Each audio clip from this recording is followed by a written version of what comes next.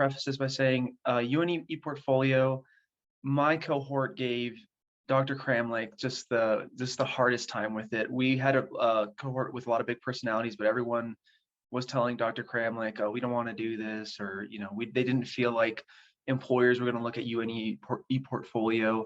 And I didn't say anything personally out loud to her, but I was in that same mindset. I didn't really think anyone was really going to look at it, and I just was just doing it because I had to. So what changed your mind? What changed my mind? Well, so I always grew up, like my dad always told me, like, don't be conceited or don't be arrogant. Don't feel like you know it all. If like someone's telling you to do something, just do it.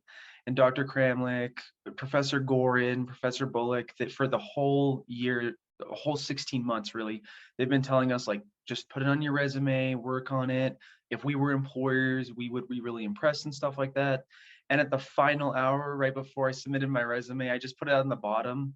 All I wanted to do was have a very accessible ePortfolio. Mm-hmm. So you can just click a box, boom, you can see an experience or get an idea of my personality. Hit back, hit a box, boom, experience.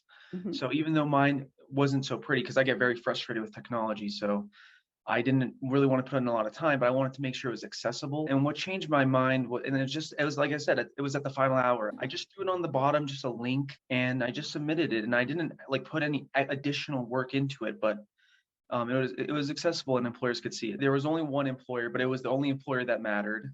So Okay. that's the good thing. I had 3 or 4 job interviews prior to getting the one that I really wanted. I got all those jobs and stuff. They didn't look at the ePortfolio, but the main job I wanted looked at it.